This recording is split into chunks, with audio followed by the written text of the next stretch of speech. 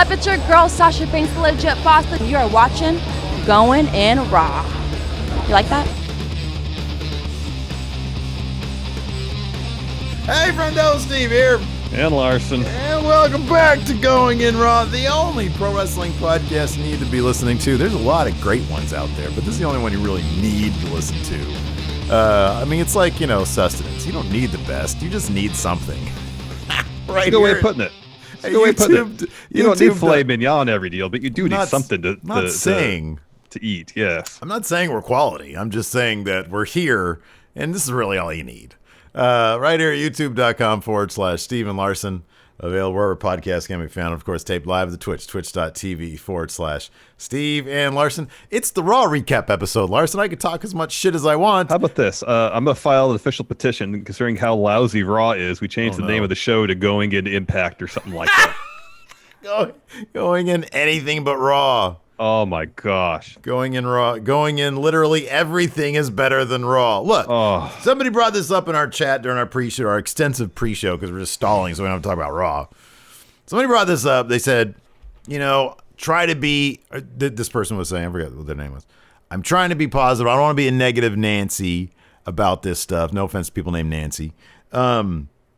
But because there's a lot of people who work hard on Raw, lots of performers, they're just out there trying to do their best, trying to do their job. 100%. I appreciate that.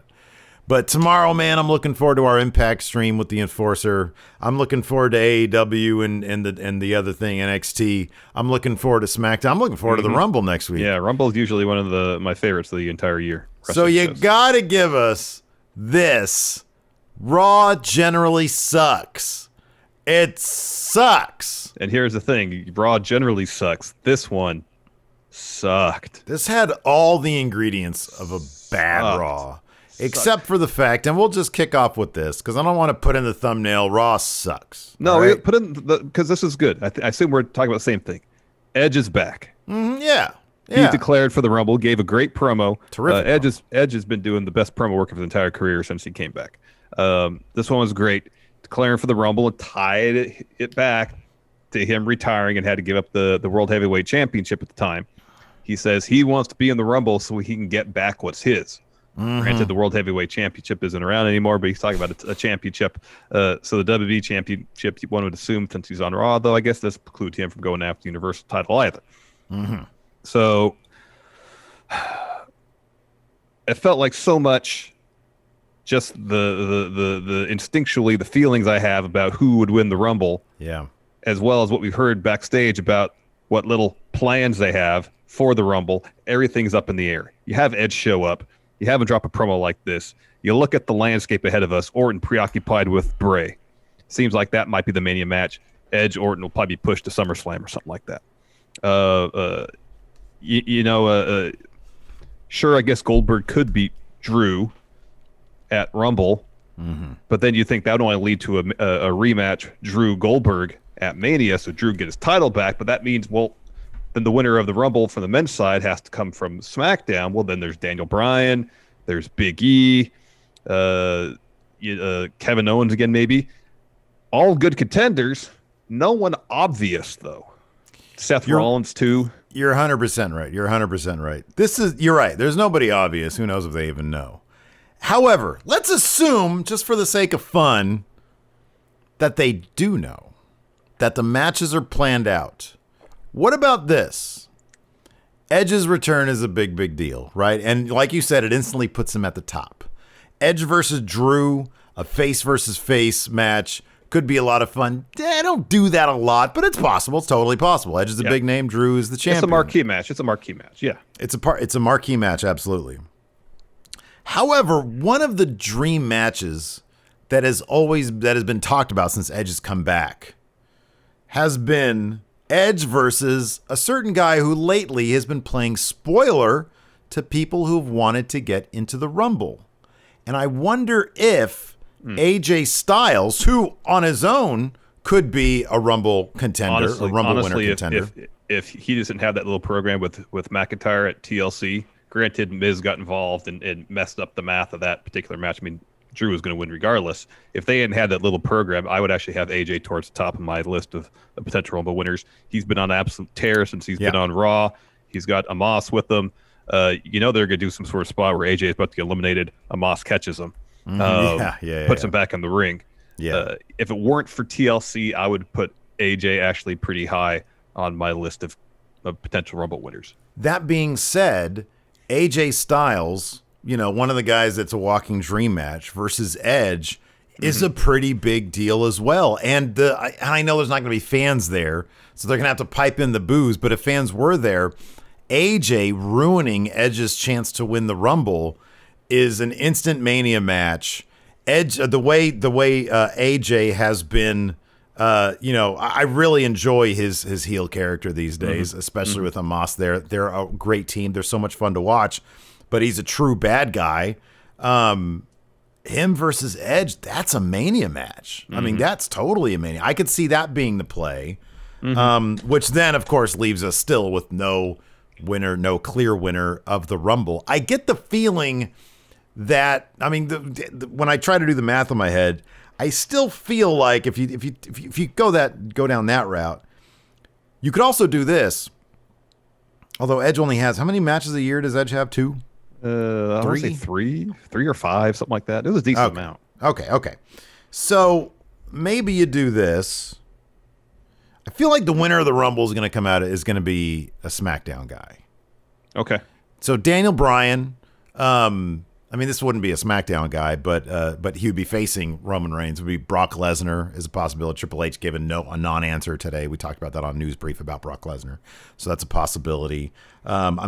Big E is out there. That's a possibility, I guess. So there are some names out there that could be, on the SmackDown side. Because after, just one more point.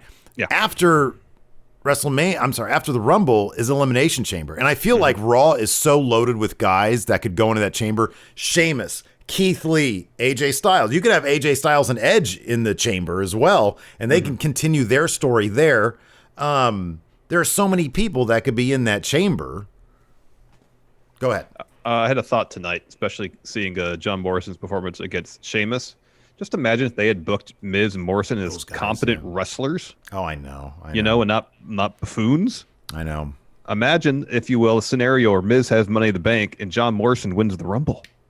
Yeah. That's like this good storytelling there, Yeah, I know. There's so many options. If creative had actually approached all these wonderful talents they have in the roster in interesting ways to actually make them seem like legitimate threats to heavy main event titles, there's a lot of really interesting storylines they could pursue. Problem is, especially on Raw, they don't do that. Yeah, they really don't do that. The Miz Morrison stuff is absolutely mind-boggling. I have no idea what anyone was thinking tonight when the Miz, who was threatening to cash in, right? The optimum word there, threaten, meaning he should be a threat, challenged Sheamus to a handicap match, and they nearly got their asses kicked. They did for the majority of the match. And then it took a series of Sheamus basically almost winning this thing before Miz was able to finally slip in one last skull-crushing finale to get the win after Sheamus had gone, who, by the way, had a terrific night.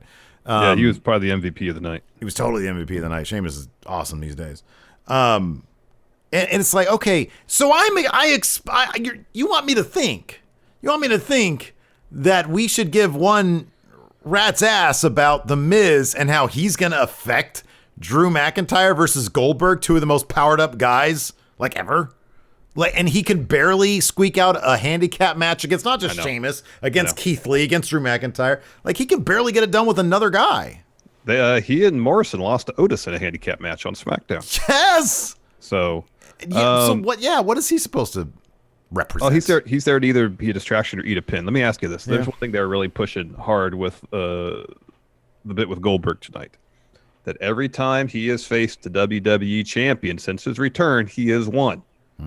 Now, the last time Drew McIntyre found himself in such a situation was facing Randy Orton at Hell in a Cell. It was his first time in the match. That match type. He lost. Later on, against AJ Styles, he was presented with a similar situation. First time in that particular match type. But the idea, storytelling-wise, is Drew picked up the experience in a first-time bout, granted a different stipulation, at Hell in a Cell. And I guess you could say not intimidated, not anxious, about being in the same situation later on. He won that match. Now it's going to be a situation with Goldberg where Goldberg is on this streak.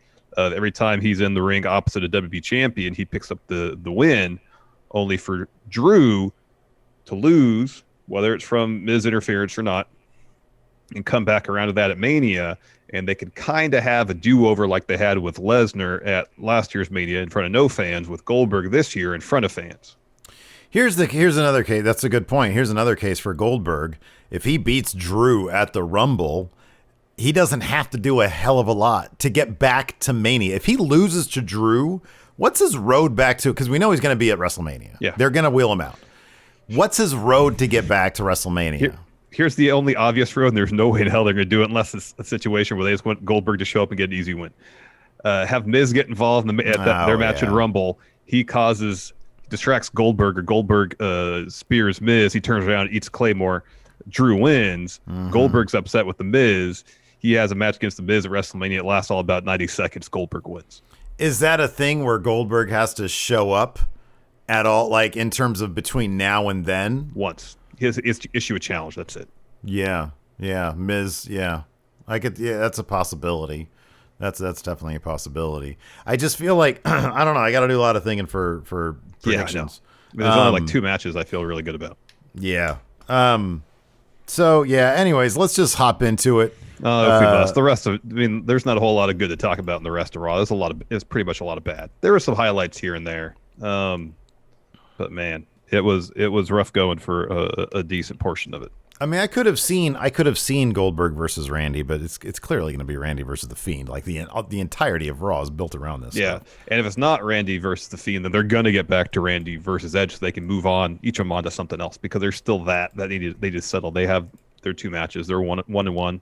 They need that third deciding bout. Mm-hmm, yeah. So anyways, to the Twitch subs out there, the Steve notes are out.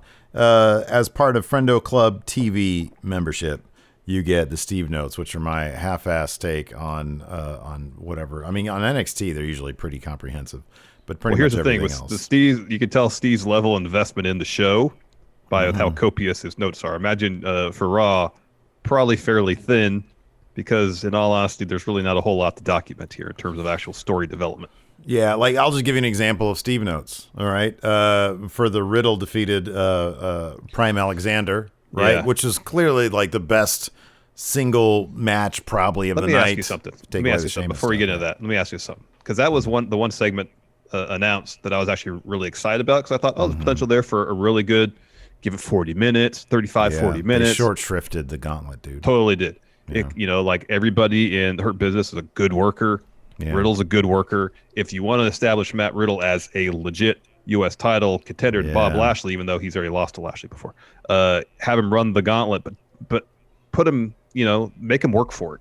Yeah, you could have Hurt Business's interpersonal issues lead to defeat for him, but that was like the sole thing. Yeah, the problem is like it's so weird the booking of Riddle against Lashley at this point, because if you recall, Riddle debuted over on SmackDown, had a killer match with AJ Styles, just a great match, and it proved this guy's legit, right?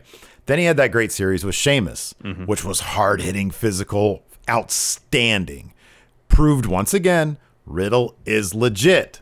And then for some reason, and I love Bob Lashley, I think he's great, I love him wrecking people, but if you've already established a guy as being legit, and then he gets in there with Bob Lashley and gets embarrassed like he did last time. And then tonight, he basically gets, because they're turning into a clown show, he gets a couple of easy, he gets a couple of easy victories against the first 2 guys. Yeah, it seems a little early. I mean, as much as I enjoy the Prime Alexander stuff, I think it's fun.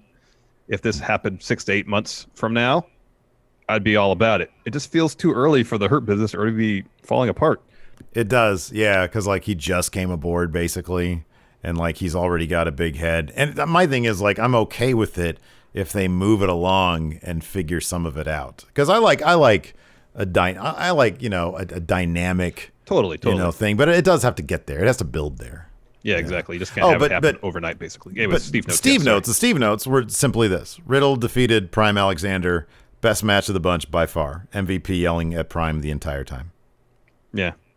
3.5 stars. That was a fun match. That was a fun bout. Show opened up with Drew McIntyre. He was scheduled to have a face-to-face with Bill. So Drew comes out first, says it feels good to be back on Raw. He thanks the WWE Universe for all their well wishes. Says he got lucky with the COVID symptoms. Says he's good for the Rumble, and he's going to dedicate his match Sunday for everybody dealing with COVID. He says, together, we can beat it. And then he talks about Goldberg rising to the top of WCW, coming to WWE, running through The Rock, running through everyone, and then he disappeared. But then he returned the exact same. And he says every champion that he's faced in WWE, he's beat. Now, Drew aims to end that particular streak. He'll remain champion. He's interrupted by Miz and Morrison. Then again, they just allude to the fact that Miz is going to cash in. Goldberg's out next. He just tells Drew, you're next. Miz and Morrison get on the apron. They start talking some trash. Drew and Bill, they dump him in the ring. Miz eats a spear. Morrison eats a claymore. And then Drew and Goldberg have a stare down to close that particular segment. After that, we had a Charlotte interview at Gorilla Position. She, again, my notes pretty sparse here. This week, I'm defending my title and fighting Shayna. I'm Mrs. WrestleMania.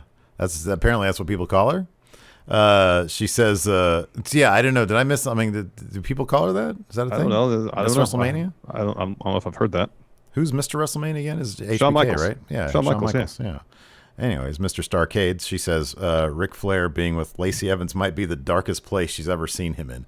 Oh, I don't know about that. I saw the Ric Flair documentary thing they did. Same. And his Broken Skull sessions, and he's been in some dark places before. Yep. Anyways, this is a pretty dark place. So she has a match against Shayna Baszler, or so we thought. Because pretty quickly in that match, Charlotte gets the figure 4 locked in. She's going for the bridge. Make Shayna look like a chump in this match. Oh, dude. The talk about wasted potential.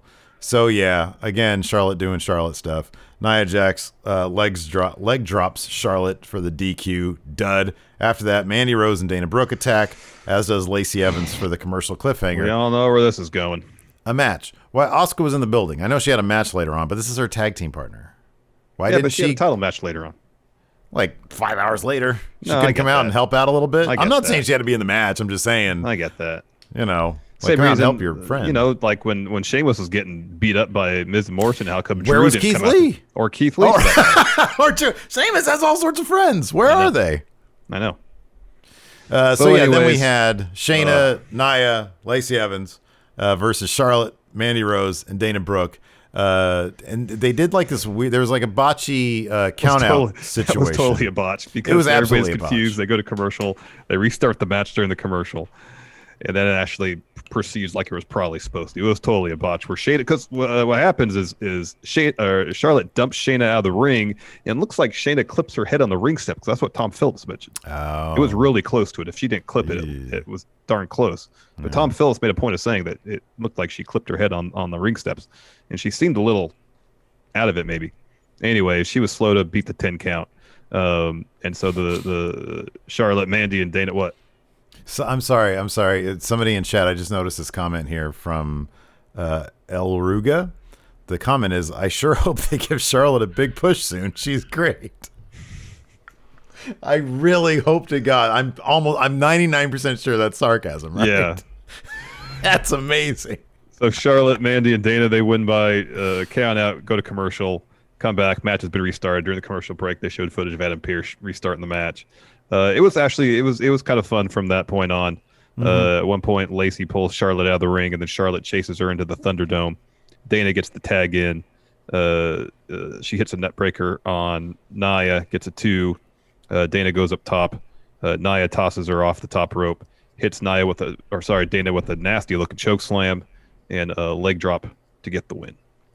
You know, the one person who really should be pissed off that they're not still on SmackDown is Mandy Rose. She's actually a lot of fun to watch. If you keep an eye on her, she's a lot of fun to watch in the ring. Her running knee is fantastic. Great. It's really great. That finish there for Nia Jax on Dana Brooke was ugly though. God dang, I would be shocked if she didn't get concussed off of that, because that was that choke slam looked like it sucked. Looked ugly. Looks like it sucked. After that, we had Xavier Woods versus Slapjack. Oh, there was a Ali promo. Oh, was he? He talked more crap about Kofi Kingston. Yeah. About how Kofi's greatest moment came at his expense. Yeah. So I don't know. There's so many like update or not updates. There's so many like recaps. Dude, like I don't know what's a recap and what's a promo. They literally showed basically all of Randy's promo from last week, which showed clips from previous stuff. That and their whole entire segment.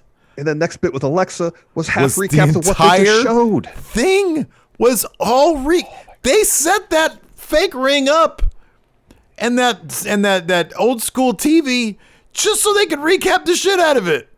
But half the stuff they showed during that recap with Alexa, they had already showed the recap with Randy. I know. And they were back-to-back segments. Did this Peacock deal, like, knock him for a loop or something? No, that's what happens when you write all your episodes of Raw the day they air. You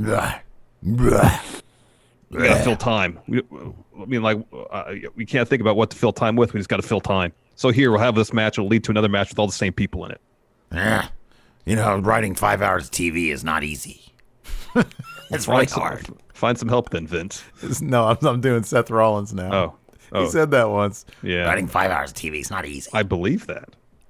Yeah, but, that's why you hire people and you hire professionals to do their job. When one person is the bottleneck for those entire 5 hours. One person's rewriting the entire thing on a napkin. Anyways, Xavier Woods versus Slapjack because, Ali, he hates Kofi for 2 years ago, and then now he's getting back at everybody that Kofi loves, but the only person he can really get back at is Xavier Woods. So week after week after week, and I'm assuming next week he's going to have one against Reckoning, Xavier Woods versus all these people in Retribution. So, my notes here is this. Xavier Woods defeated Slapjack. Woods wins with a Shining Wizard. Oh, man, that Shining Wizard was great. Yeah, it's a really good Shining Wizard. He looks like he's having a lot of fun in the ring these days. Well, Shane Thorne, like sold the hell out of it, too. He's a good wrestler. Afterwards, Retribution attacks. Mace and Dijak give Woods this great. It was actually a cool moment. A really huge, great choke slam, like a double choke slam. And they sold the crap out of it. Woods looked scared to death to take this thing. Slapjack grabs a chair for Ali. The rest are holding down Xavier Woods. And Ali picks up the chair and he loads it up and he's about to use it. And then he doesn't. Instead, he sets it down, sits down, gets on the mic and says, for a man who wants to be king of the ring, you sure look like a peasant. He says, tell Kofi, I heard the news that he's not in the Rumble, but never fear, a replacement has been found, and his name is me, Mustafa Ali. After that, we had the silly segment backstage with Riddle and Truth. About the gold carrots and stuff, yeah. Truth thinks that they're going to throw, the Hurt Business is going to throw a birthday party for him, and they're going to get him 24 golden carrots. He tells Riddle to keep the secrets. That's the secret. And Riddle's like, safe with me, bro. Safe with me, bro. After that, VIP Lounge with the Hurt Business. Apparently, this meeting was called by Bob Lashley. Before that, MVP wants to talk about the Gauntlet match tonight. He says, let's focus at the task on hand. Cedric, Prime Alexander, focus on the task at hand. Called him out. Yeah, so Lashley speaks next, said they believe in each other, and they've only just begun. Shelton adds, only a year ago, right before he couldn't even get his sentence out. Cedric interrupts. Says they're on a roll. It's all because of MVP. Lashley said, we've collected on some outstanding debts and got you something, MVP. Since we're all draped in gold, we wanted you to be as well. They hand him a box. He opens it. It's a pretty cool chain. THB, the Hurt Business. Look great. MVP says, I'm not often at a loss for words, but I don't have the words now. Cedric pipes in, said, when I was working with the designer on it, Shelton cuts him off. Like, you don't even know what you're talking about. Then our Truth interrupts. MVP asks him while he's there. Truth said, it's weird the guest of honor not being on the guest list for the party. MVP is like, well, you're not on the list. Truth mentions the whole thing about overhearing him talk about the party. Cedric says, it's nothing to do with you. It's all about MVP. Truth says, well, I look at your chain, MVP, TBH. Truth, happy birthday. THB, Truth, happy birthday. And Lashley's like, you're right. I almost did forget your birthday.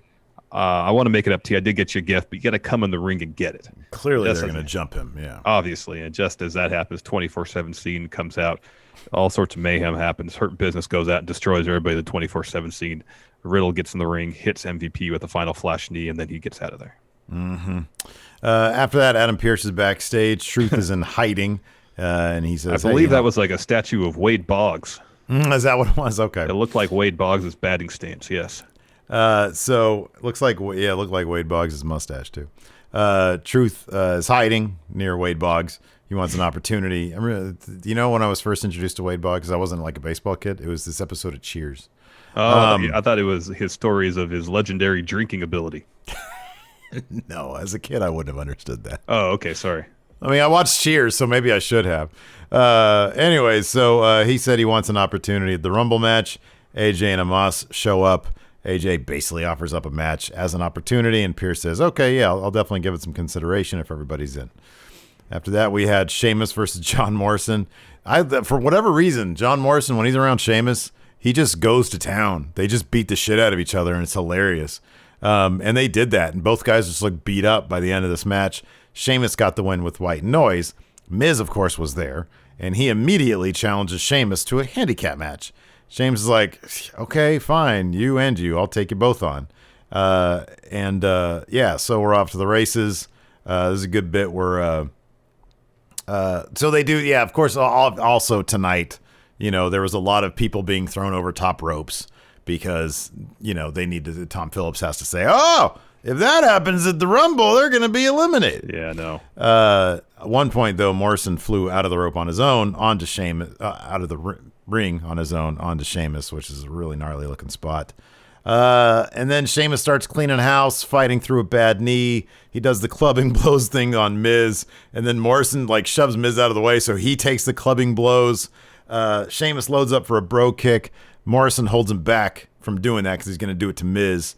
Sheamus evades the skull-crushing finale, and Morrison, who tries to fly at him, he hits a bro kick on Morrison, but then Miz is able to get his skull-crushing finale, and by this time, Sheamus is so bent up that even a lowly skull-crushing finale can get 3 on him. Sheamus was terrific during this entire he was really good during that whole segment. He held that whole segment together. Next, oh man, this was awkward. So Ric Flair is quiet backstage. too. It was oddly quiet. Yeah, I felt like Charlotte was mumbling through this whole thing. They both were, yeah. Yeah, so Ric Flair is backstage with Lacey Evans, coaching her up, how to break a waist lock.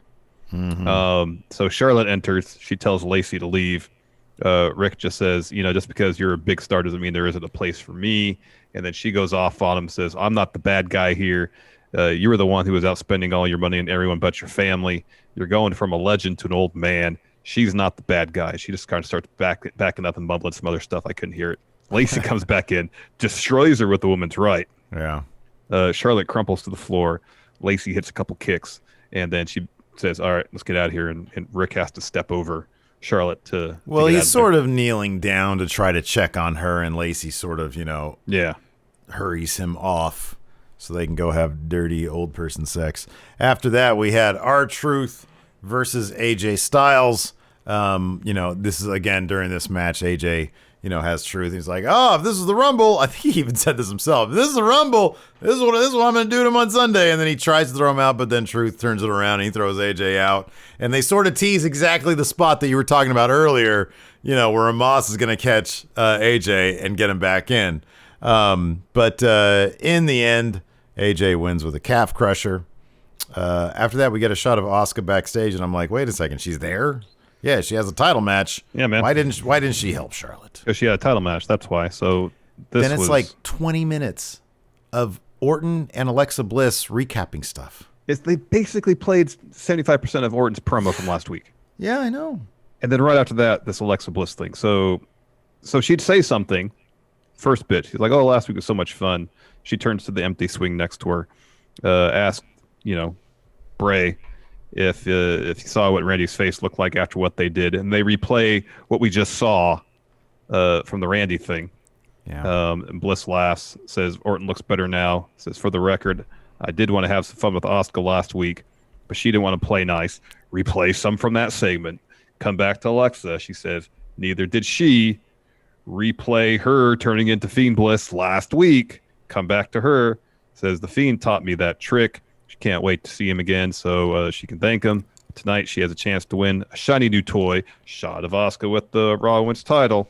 Back to Alexa. And just like last week, she doesn't feel like playing nice. This would have been so much better if it wasn't all the B-roll of replays of stuff. Dude, it was regardless, it was unnecessary. It was so totally so unnecessary.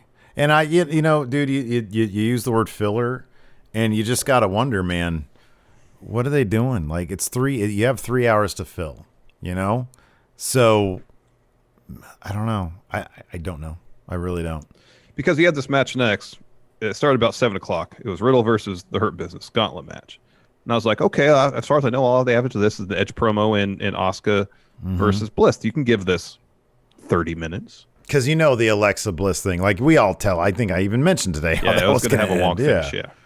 So give this 30 minutes and really have it be a strong showing from Matt Riddle, win or lose, if they really want to establish him as a contender to the U.S. title. 18 minutes, I think. 15. So short. So it starts with Riddle and Shelton. Riddle has the upper hand for a while. Shelton catches a knee, hits a spine buster, gets 2. In control for a good stretch. Eventually, Riddle locks on a guillotine. Shelton powers him up for a suplex. Riddle knees his way out. Cedric gets on the apron. Riddle goes after him, and the ref's over, saying to Cedric, "What are you doing?" While this is all happening, Riddle rolls up Shelton, but Shelton reverses it. So Shelton has Riddle rolled up for what feels like a 10 count. But the ref is distracted by Cedric. So by the time ref turns around, Riddle kicks out, hits the victory roll on Shelton to get the win. So he rolls out, and Shelton and Cedric are arguing, and MVP's breaking it up. He's on the apron, says, "Stop it. Stop arguing." He turns around. Riddle puts him in a heel hook. Immediately, MVP taps. Yeah, MVP didn't notice that the bell rang while he was trying to, mediate their discussion. Yeah. And then, he taps out really quick. And then, of course, we get Prime Alexander, like I said, best match of the bunch. Oh, by far, yeah. So, there's a lot of great stuff going on here. But it ended with, let's see here. Prime goes up top. Riddle evades a move. Riddle locks in a triangle, countered by a power bomb. Riddle's able to sink it back in. I have here a few moves later.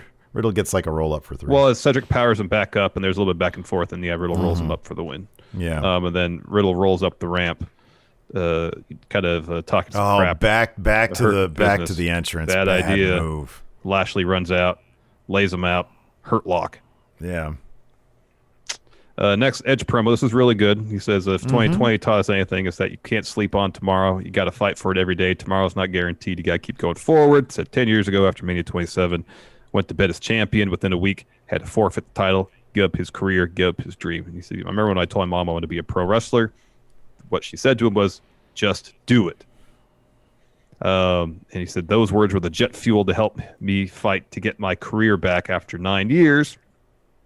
He got his dream back, and at Backlash, Orton tore his triceps and gave him another reminder that everything you hold dear can be torn away from you just like that. But you can't live in that space. You got to fight. And he knows what his mom would say to him now. You just got to do it. Just do it. So with that in mind, he says, I'm entering the Rumble. It won't be like last year. The stakes are higher because I know the window closes more and more every day. So he says, so I can't take back what is, so he can take back what is his. And at the Rumble, he's going to fight with every fiber of his body to make this far-fetched dream come true.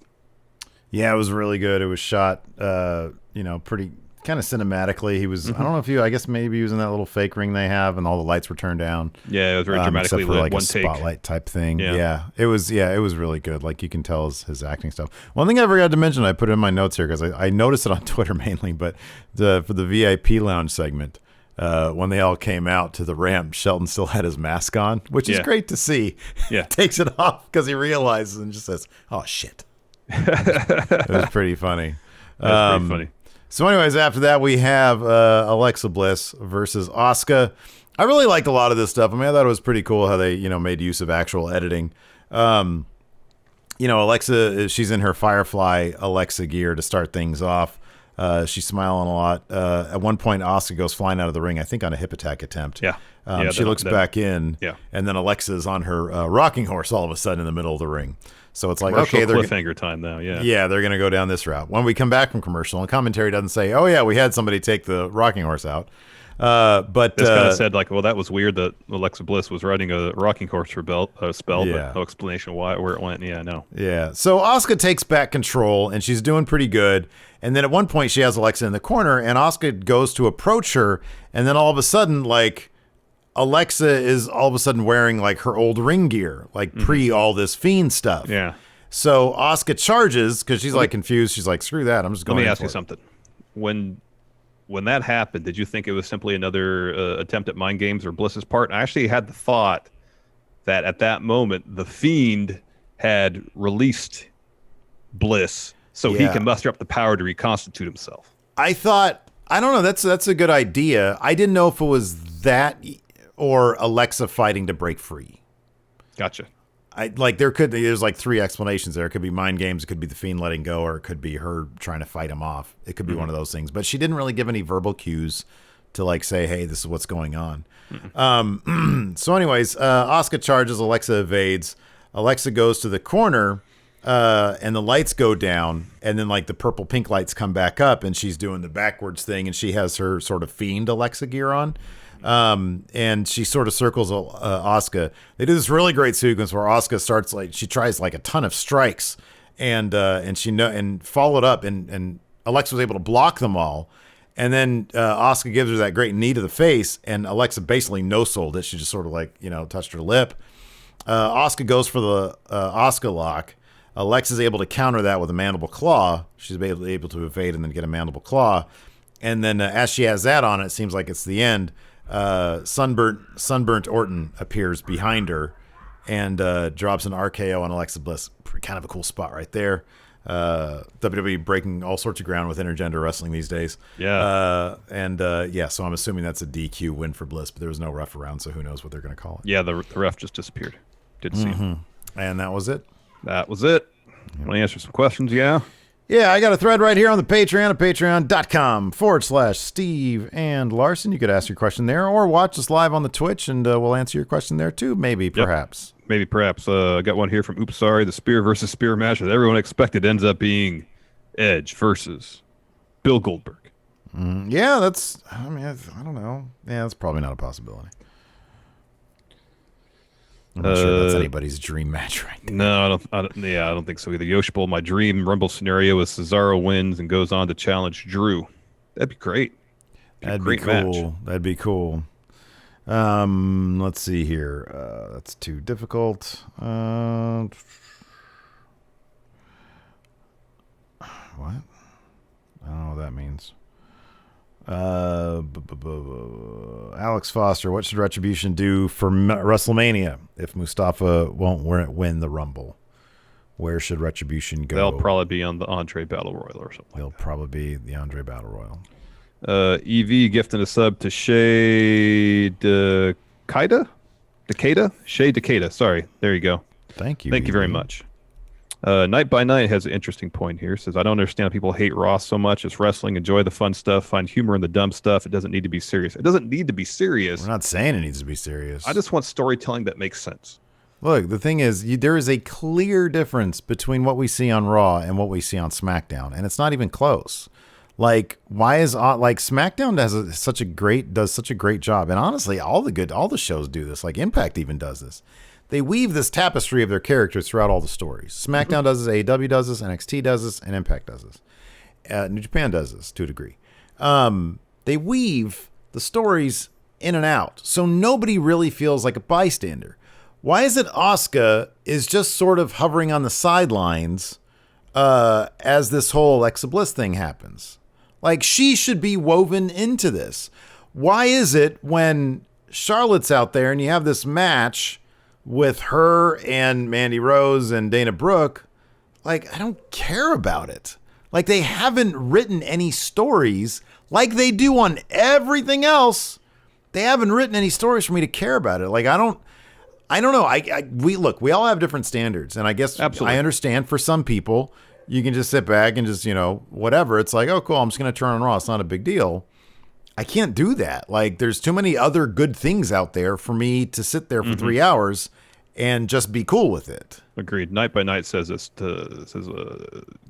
response to Gary MacArthur about that. He says, I disagree, but also really don't care if anything important happens. I don't watch wrestling for long-term booking, to be honest. As long as I find myself mildly entertained week to week, I'm fine with it.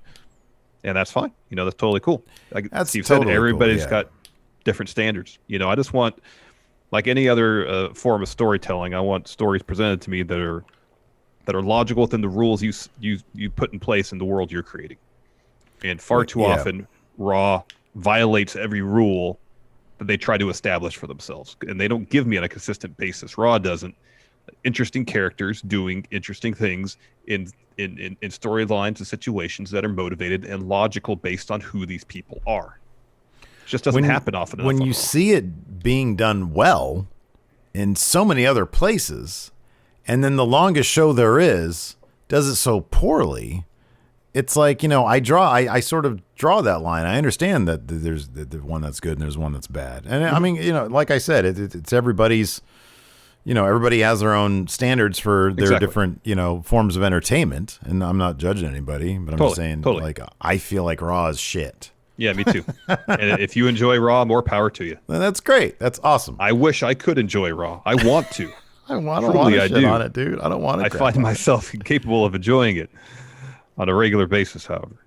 And we say when it's good, on the off chance that it's good, we say it. Yeah, we try to find the good in every episode of Raw, and sometimes it's just hard. Blake Whitehouse, do you think Miz would be an enjoyable Money in the Bank holder if he were to go back to the heel with good points gimmick he had 3 to 4 years ago? I do, however... Bloom's come off the roast too much at this point. It has, and I think they could get it back if we saw the story of him figuring out how not to be a buffoon. Yeah, but that takes time. You can't just do that overnight. It takes a lot of time. Expect us to believe it.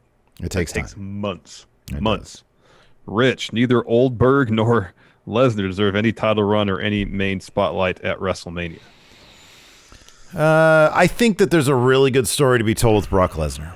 And Brock Lesnar has proven to be a pretty damn good bout machine when he wants to be and when he's got a good opponent and he's motivated. So I think that him and the Tribal Chief could have and especially with Paul Heyman there, could have a killer story. Goldberg, I totally agree with, though. I don't really want to see Goldberg. Yeah, agreed. This is interesting. Sorry, I'm baked. Says Sean Waltman's having major knee surgery tomorrow and has plans to return to the ring for one final run. Assuming he returns to WWE, which superstar would you like to see him take under his wing? Also, do you think after the surgery, Waltman will go by the $6 million man, but 6 with the Y? That's very clever. Funny. That's funny. For somebody whose name is Sorry I'm Baked, that's very clever. That is pretty funny. Sorry I'm baked. He's getting his ACL repaired. Oh, good. That's awesome. Yeah, dude, I don't know. And have we seen an X-Pac match live before? Back in the day? It was. I don't remember shit about that. 98, it would have 99, been 2000. Way back then, huh? Yeah. Mechazilla Jedi with the sub. Thank you very much. Broken Soundwave. Who would you rather see in the women's world, in the women's division as a surprise? Becky Lynch or Ronda Rousey? Who'd you rather it be, Becky or Ronda? Becky. I'd pop harder for Becky for sure. Yeah, Becky for sure. Yeah. Oh, yeah. Totally Becky.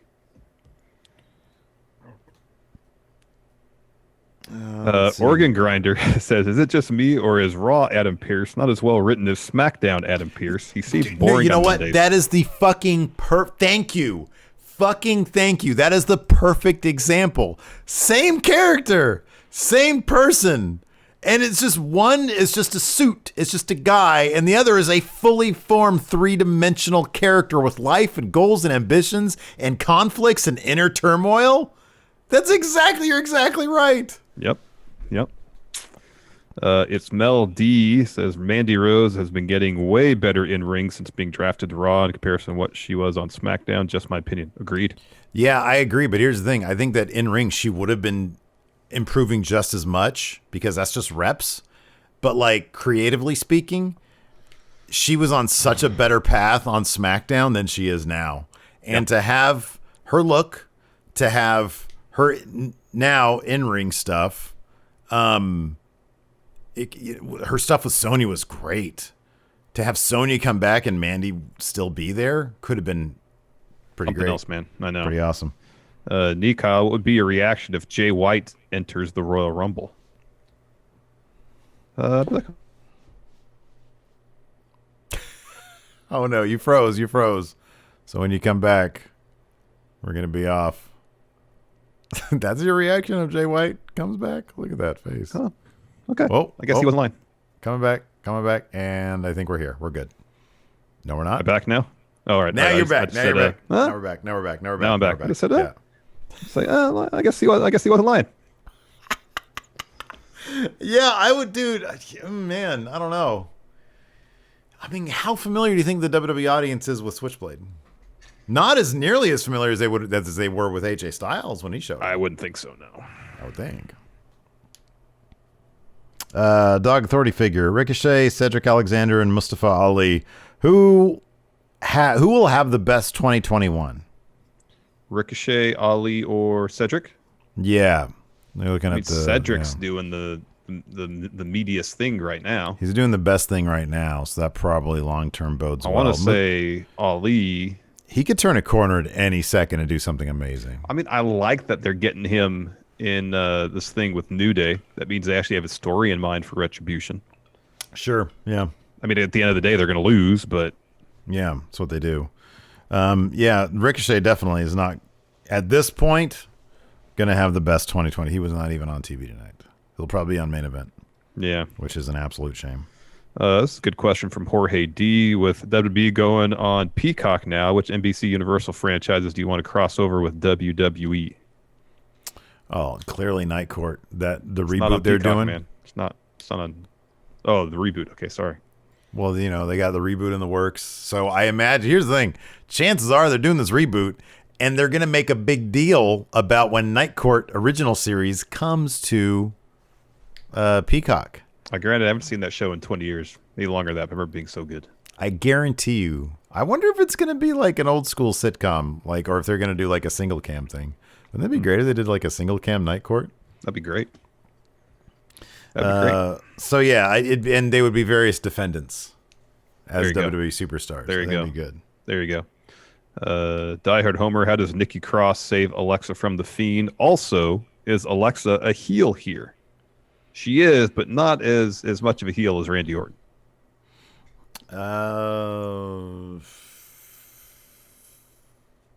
Yeah, that's kind of a confusing one. I think they're all kind of just, man, if they didn't have them recapping shit every week for like 20 minutes, like if honestly, swear to God, if Raw was 2 hours long, it'd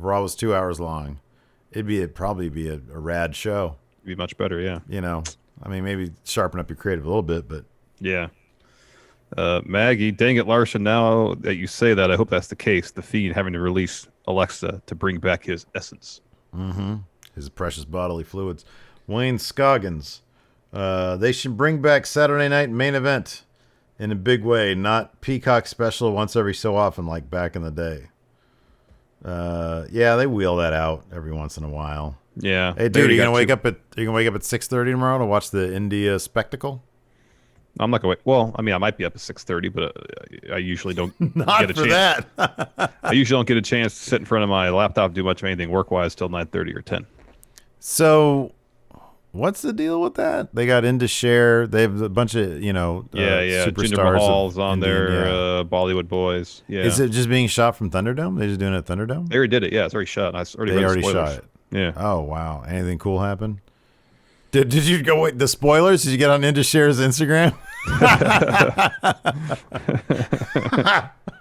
Oh God, damn it, man! Those poor bastards. Yeah, I know. Why would you do that? I'll be honest. That seems like something I would have done. I'm not gonna lie. I probably would have done that. You'd be so pissed off at me if I did that, or if I was doing my phone, you'd be like, "What are you doing?" Oh shit! Good point. What are you doing over there? I feel like you've bailed me out of those type of situations before. Shane's birthday tweet. What is worse, bad wrestling or boring wrestling? Boring wrestling. Boring wrestling. Boring wrestling. Bad wrestling is amazing. It's great. The problem is recaps are boring. Yeah. Especially if you recap the same stuff in 2 segments in a row. I mean, yeah, there's a limit. Like Russo bad wrestling is just really not fun to watch. No. Because that was both boring and bad. And you realize that you're watching somebody kill a company. Mm-hmm. Gareth says, the Hurt Business is doing great work with the Cedric storyline. I hope they milk this out for a bit longer and go for a long burn. When should the Hurt Business implode?